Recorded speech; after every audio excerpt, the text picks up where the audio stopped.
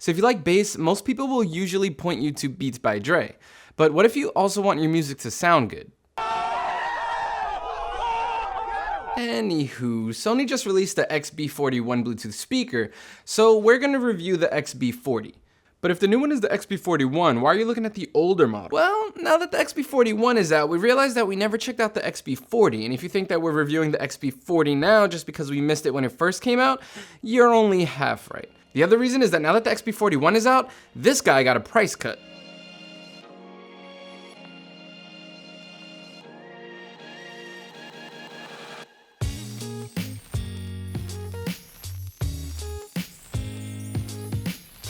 So my first impression when taking the XB40 out of the box is, damn, this thing is pretty big.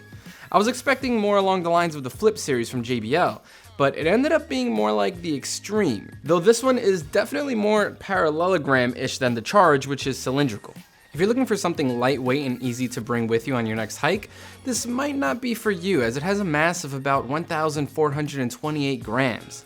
But if you're going to the beach or plan on having a pool party anytime soon, or any other outdoor activity that doesn't require you needing to know the weight of your Bluetooth speaker, then this might be worth bringing along. By the way, that 1,428 grams isn't the weight of this speaker, that's just the mass. If you want to know the weight of this speaker, that's actually measured in newtons, so you're going to have to take that number and convert it into kilograms first, which means that 1,428 grams is actually 1.428 kilograms, and then you have to take that number and multiply it by the gravitational acceleration of your planet, which for Venetians is 8.87 meters per second squared, but for all of us Earthlings is 9.8 meters per second squared. Doing that will give you about 14 newtons. Can't say you don't learn anything here. Math aside, the larger size also means that Sony was able to sneak an extra driver around the back of this thing, which is responsible for the extra bass part of the name. It's a clever workaround to needing to add more bass that I think is worth a larger size, but we'll talk more about that in the sound section of this review. Now, with all that said, I'm going to be blunt. I do not like the build of this speaker. Except for the buttons, which I actually do like because they're easy to press and perfectly spaced apart.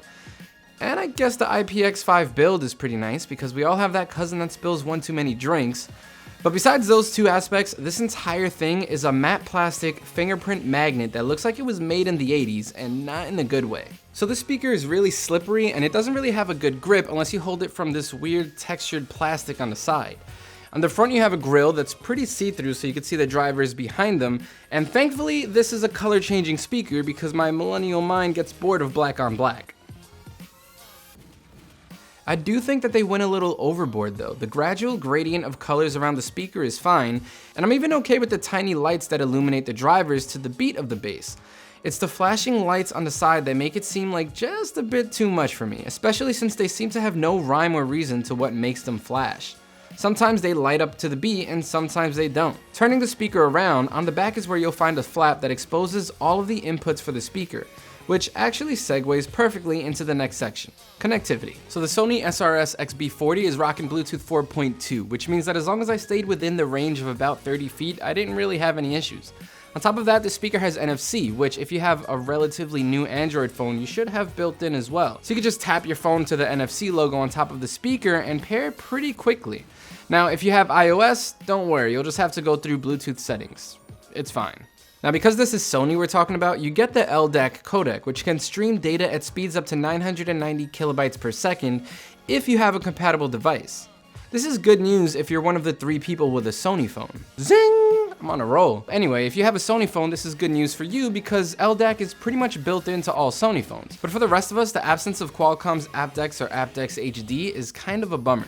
Sure, all newer Android phones rocking 8.0 Android and above have LDAC compatibility built in, but it's not even sure when your phone or if your phone is going to be getting that update. So it's pretty much on a case-by-case basis on whether or not you can even use LDAC. And if you have an iOS device, just forget about all of this because you're using AAC. If all of these letters sound like gibberish to you, Lily wrote up a great article explaining what all of these codecs mean, and I'll link that down below. Luckily, there's a 3.5mm input on this thing, so you can always hardwire in your device. Also, there's a USB output on the back if you need to charge up your devices. Up top are the playback buttons for controlling volume and music playback, and also for connecting to other Sony XB40 speakers because yes, you can connect up to 10 if you have them. Then there's all the fun stuff you can do in the app, which is pretty good and pretty bad. It's good because you can do a ton of cool things like choose the color you want the lights to display, go into the DJ mode and add certain sound effects to really get the party started, and even alter the way the speaker sounds via very basic EQ settings. Bad because not only do I think they go a bit overboard with the controls, but also because after exiting the app, turning off the speaker and coming back to it later, everything was gone. The color that I chose reset, which means that I have to go back into the Feistable app in order to re-choose that color. Whatever, no big deal. Except that the app pretty much disappeared from my phone, and when I went back to the Google Play Store looking for it, it wasn't there either. I literally have no idea what happened to this app, so yeah, that needs a little work. Because it's such a large speaker, Sony was able to stuff a pretty large battery inside, which lasts 24 hours on a single charge. In about a week of testing, I've been playing this speaker at 50% volume for about 6 or 7 hours a day, as long as I can without my neighbors hating me even more, and it didn't die. On the last day of testing, I upped it to 80% volume and it still didn't die, so that's a good sign if you care about battery life. For a speaker that has the words extra bass in its name, I really like how Sony handled this. You can turn on the spare driver in the back by hitting the extra bass button and voila, more bass. It was pretty smart to add a completely separate driver to handle this instead of making the regular drivers work overtime. Because of its size, the low end is by default pretty good, with the bass kicks throughout Intro by the XX having all the right amount of depth and detail. The problem for me was the bass guitars in most songs, which were definitely a little overemphasized, resulting in a lack of clarity in the lower mids. It's more of a nitpick than a huge problem, but a good way to hear this in action is to listen to the song Para Que Sufrir by Natalie Lafourcade. The bass guitar just pushed itself out in front in places when it shouldn't. On the bright side, vocals sounded pretty clear, so if you're looking to learn a little Espanol, this is a good song/speaker combo to start with. My least favorite part of the speaker was the highs. Instruments that reside in the highs, like cymbals and hi-hats, weren't impressive at all. I couldn't even really tell that the hi-hats that come shaking in 1 minute and 10 seconds into the song Cold Little Heart by Michael Kiwanuka were even there. It just sounds like Sony went a little overboard rolling off the highs to avoid harshness at high volumes. I'll gladly trade in some harshness to get some of that detail back. Needless to say, none of this applies if you hit that extra bass button up top, as basically everything just gets overpowered.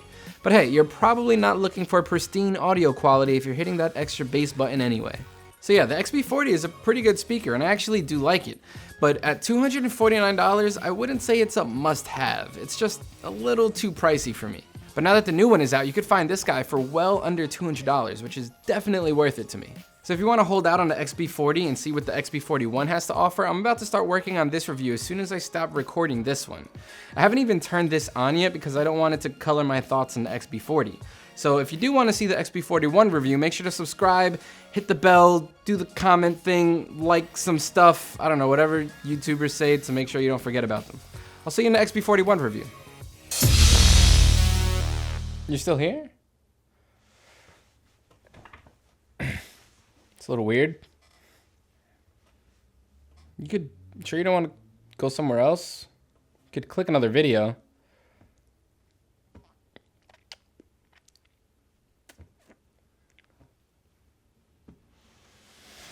Fine, let's do this.